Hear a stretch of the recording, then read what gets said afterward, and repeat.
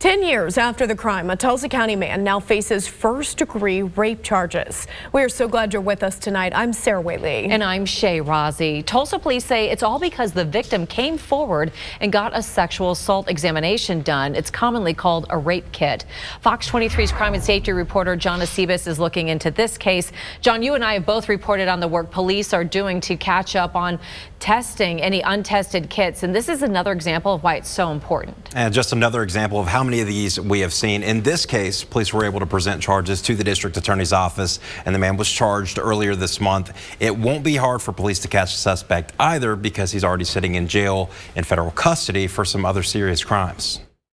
This is Daciad Lucas back in 2016, the picture from when he was in the Department of Corrections on a robbery conviction that year. Now he faces a first-degree rape charge dating even further back. A CODIS hit came up in it to Mr. Lucas. A CODIS hit is when DNA links a suspect to a crime. In this case, it was a sexual assault kit for an alleged rape. TPD Lieutenant Darren Ehrenrich tells me it's so important for victims to report the crime and have a nurse perform the exam, collecting DNA evidence. I think this case is a great example of the benefit of that. Court records say a victim told police that Lucas picked her up near East Zeiler Street back in 2014. They hit a couple bars, and then the woman reported to police that she lost consciousness. She wakes up in the backseat of this vehicle. Her clothes are disheveled.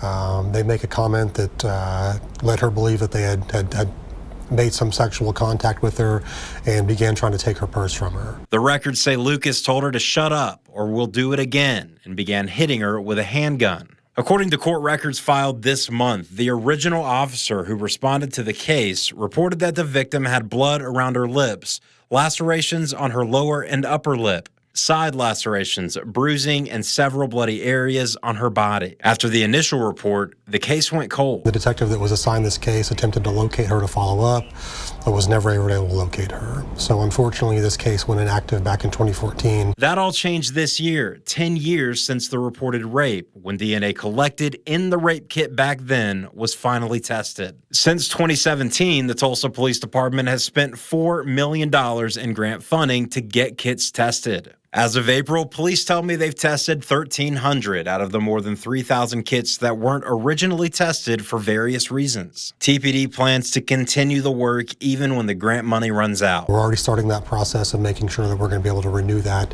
and get that funding set up for another 3-year cycle. As for the case against Lucas, he's not seen as a threat to the public while the rape case is pending. That's because the man with multiple nicknames like Jimmy Fallon and Deuce is in federal custody after pleading guilty just days ago in a gun and drugs trafficking case from earlier this year.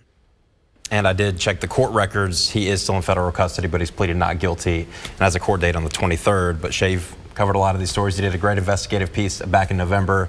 What I'm commonly hearing is that no matter what happens to you at the time of the crime, it's important to get tested. Yes, and the reason why it's so important is so that DNA information can go into that CODIS national system that you mentioned, because what's happening, police here and in other states, testing those rape kits, putting that information in there and running it, they're identifying potential serial rapists. So it's important to get that DNA, catch these suspects so that someone else doesn't end up a victim in the future. Absolutely. Yeah, John, thanks so much.